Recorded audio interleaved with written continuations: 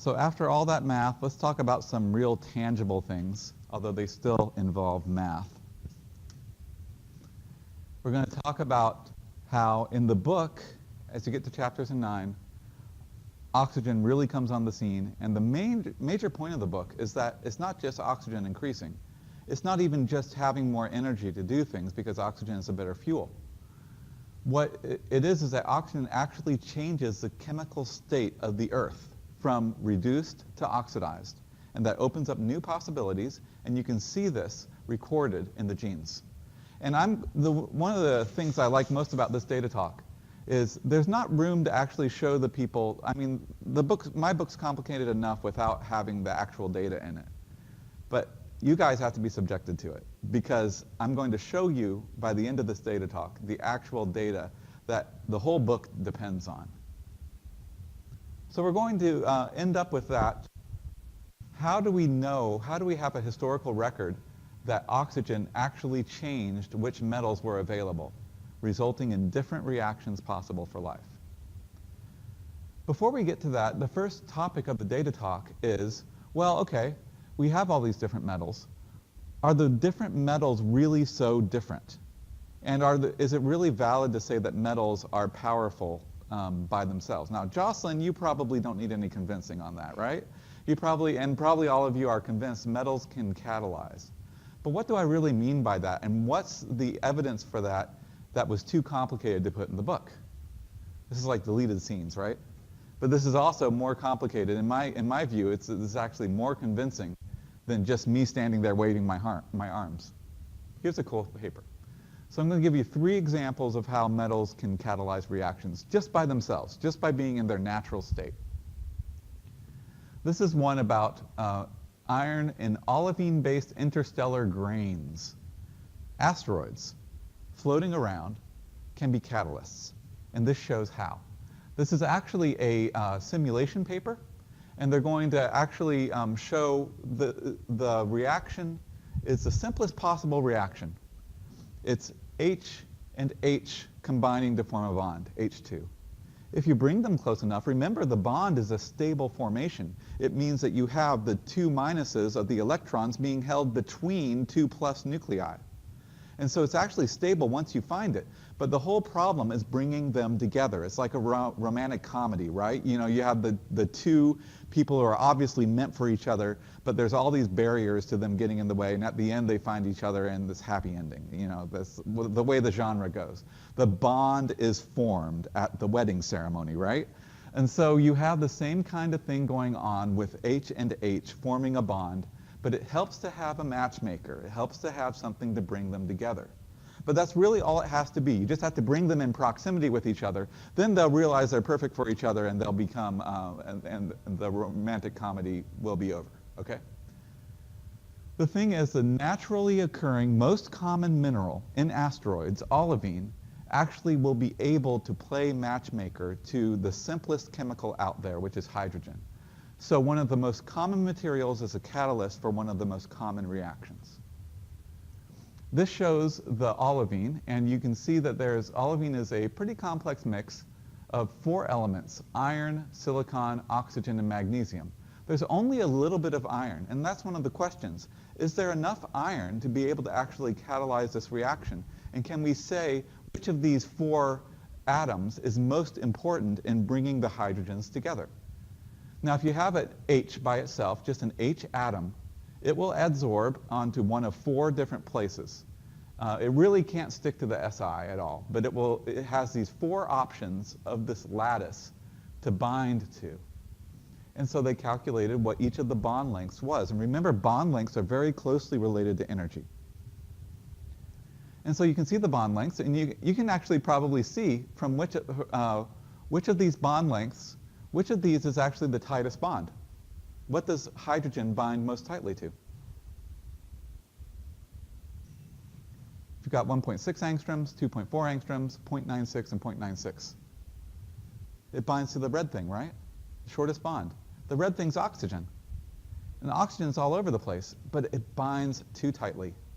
Once it binds, it never lets go. It doesn't catalyze any reaction. And so actually, it forms a medium strength bond to iron that can later be broken. But the only problem is the iron and the magnesium are far separated. How can we say that this would actually work? Well, then you have to compare bond lengths and compare energies. So you just basically set up the different bond lengths. You have the computer calculate what the different energies are. And you also account for the cool thing that iron can do. Remember, iron can switch to +3 form. It's close enough in energy to that different oxidation state. And so what happens is you want to calculate what happens if it's iron +2. And what actually happens is you have two options. You can have the hydrogen going to the oxygen next to it, or you have the hydrogen going to the iron on it, and the hydrogen sort of pulls an electron off the iron because it's strong enough to do that. Little hydrogen is able to do that because iron is so easy to switch. And so they calculated what this was. This is actually, there's a reason for this.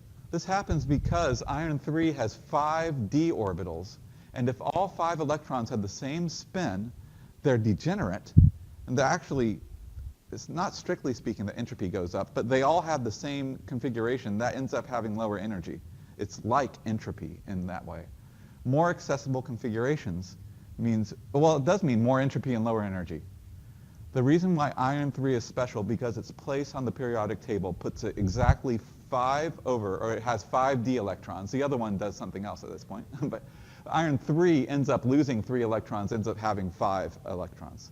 That's why iron 3 is surprisingly accessible. And so even a little hydrogen is strong enough to form H- by pulling an electron off of the iron. It's an electron source. So accounting for all this, what they did is they compared 3 different scenarios of H2 bond formation. Notice over here you have the H2 bond formed in 1, 2, 3 different places. So in the first one you have hydrogen on iron and hydrogen on magnesium. And you see how they have to reach each other, and you calculate the energies of them seeing each other, and then you calculate the energy that they get when they bond and they form the H2. Notice it's always going way down, but the question is, how high is the transition state? Now the transition state is kind of a weird concept, but notice that right here, it's actually pretty straightforward for this simple of a reaction. You have the 2 hydrogens, and they stretch toward each other. There's some point before the bond is formed where they are maximally stretched, and that's going to be high energy. They're not going to like being stretched. Then they'll see the bond, and they'll snap into place and make the H2. So notice how the maximally stretched is always up, but you have to compare 3 things. You're starting from a certain energy. Relative to that energy that you're starting at, how high do you have to go to stretch, and how low do you come out on the other end when you form the bond? So looking at these, which of these works best? Which of these makes the most H2? Top, middle, or bottom? Yeah, because now by works best, which part are you looking at? You can actually be looking at 2 different parts. What stands out to you?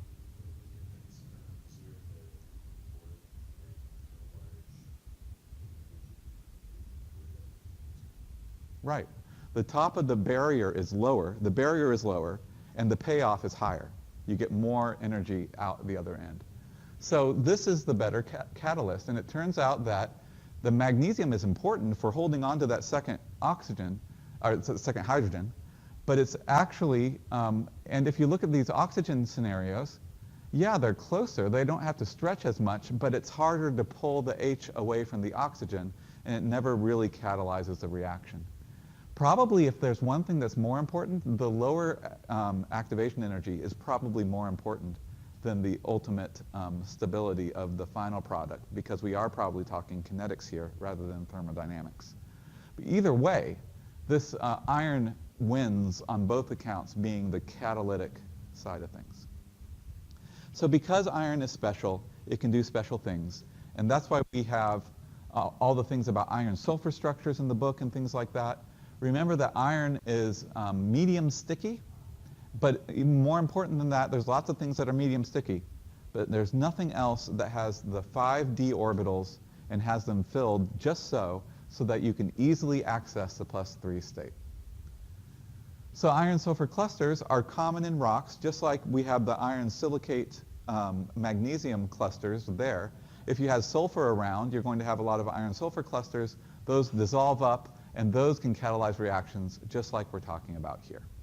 So that's example 1 of 3 about how metals work, okay? We're going to have 2 more examples, and then we're going to talk about the actual data for how metals changed on Monday. And then with all of our remaining time, we'll start Chapter 7. So please do go ahead and get started on Chapter 6 homework. I realize it's a lot of it today. If it's too much, let me know, and I think I can be persuaded to put... Should I just say that? Should I just say that you have till Wednesday? Okay. You have till Wednesday to do Chapter 6 homework, okay? So Merry Christmas. Happy Erickson Conference Day, okay? Yeah. Exactly. Yeah. Happy Friday. All right, and if you're around, I hope to see your presentation soon. Okay. Are you the third?